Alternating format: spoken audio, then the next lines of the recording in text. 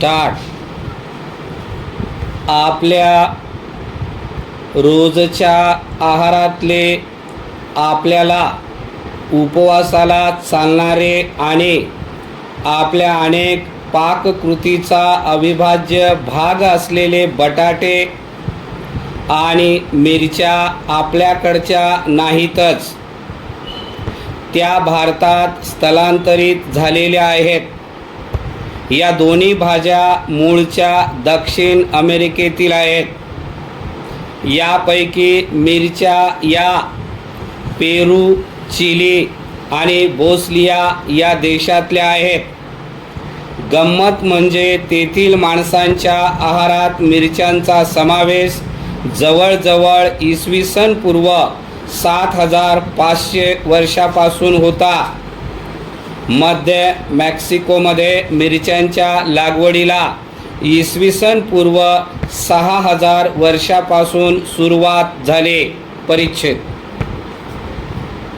Columbus 15व्या शतकात दक्षिण अमेरिकेत पोहोचला.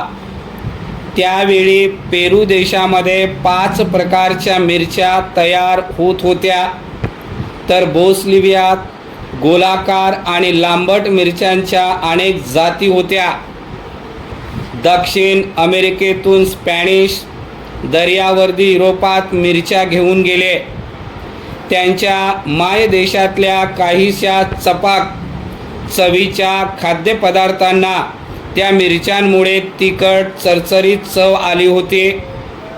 अर्थातच अल्पावधीत त्यांच्या स्वयंपाकघरात मिरच्यांचा वापर वाढला.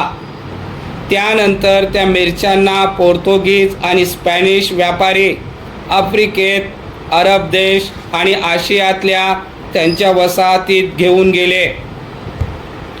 त्यामुळे 16व्या शतकापर्यंत मिरच्या जवळजवळ जगभरात पोहोचल्या होत्या. खरे तर सर्वसामान्य तापमानात मिरच्या कोणत्याही प्रदेशात रुजतात आणि बहरला येतात.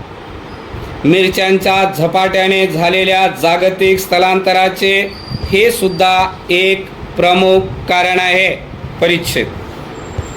भारतातही प्रथम वास्को द गामाने मिरच्या आणल्या. त्या अगोदर आपल्याकडे तिखटपणासाठी मिरी, लवंगा, तीरफळ यासारख्या पदार्थांचा वापर होत असे. मिरच्यांच्या स्थलांतराची सांस्कृतिक कारणेही बरीच आहेत. मिरच्यांचा उपयोग काम वासनेसाठी होतो असे बरेच दिवस लोकांची समजूत होती. त्यात असलेल्या कॅप्सियन या रसायनामुळे मिरच्या खाल्ल्यानंतर माणसांना तरतरी येते. अर्थातच त्या काळातील धर्मगुरूंनी मिरच्या खाल्ल्यामुळे आध्यात्मिक प्रगतीत बाधा येत असे जाहीर केले. त्यामुळे लपून छपून मिरच्या खाणाऱ्यांचे प्रमाण अधिकच वाढले. परिच्छेद. वाळलेल्या लाल मिरच्या फोडणीत घातल्या की येणारा ठसका आपण अनुभवला आहेच. त्याचप्रमाणे मिरच्यांचा धूर जमावाला पांगविण्यासाठी केला जायचा. मिरच्यांचा उपयोग अतिमानवी आणि नकारात्मक शक्तीपासून रक्षण करण्यासाठी होतो अशीही समजूत आहे. दक्षिण अमेरिकेतील माया संस्कृतीत चेटकिनी मिरच्यांचा अर्क असलेले पेय पीत असल्याचा उल्लेख आहे. परिच्छेद.